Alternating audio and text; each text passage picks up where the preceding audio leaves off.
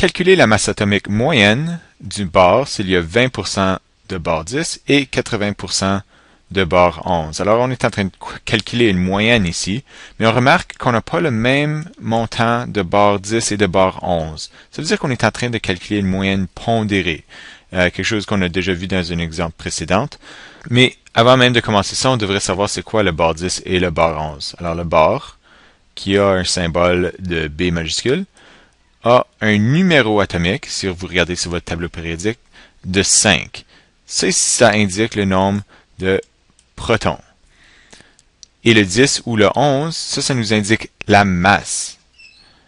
La masse, la seule chose qu'il y a de la masse dans un atome sont les protons et les neutrons.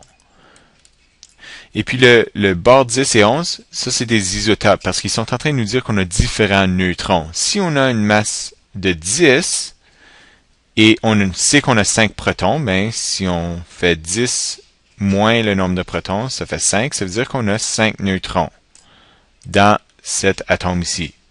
Mais si on faisait le bar 11, le nombre de protons, il n'a pas changé, il est encore 5, alors 11 moins le nombre de protons, 5, est égal à 6. Alors, ce que vous voyez dans un isotope, c'est qu'il y a un nombre différent de neutrons dans le noyau.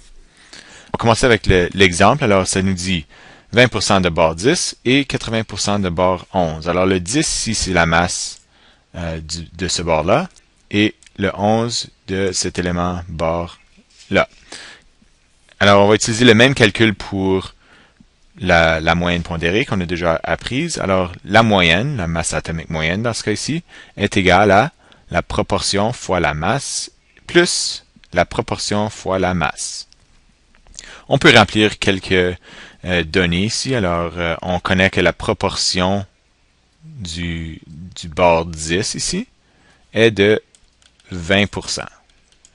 Et la proportion du bar 11 est de 80%. Alors, la proportion, c'est 20, la masse, c'est 10, plus la proportion de 80 et la masse de 11.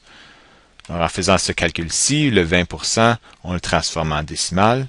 Toujours plus facile avec votre calculatrice. 0,2 fois 10 plus 0,8 fois 11. Alors, 0,2, ça nous donne 2. Et 0,8 fois 11 nous donne 8,8. On fait l'addition et on a une masse atomique moyenne de 10,8.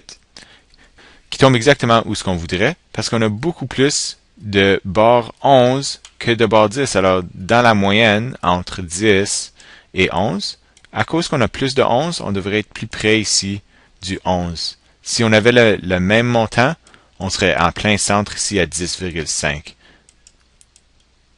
Mais comme vous voyez, on est à 10,8, on a beaucoup plus de bar 11.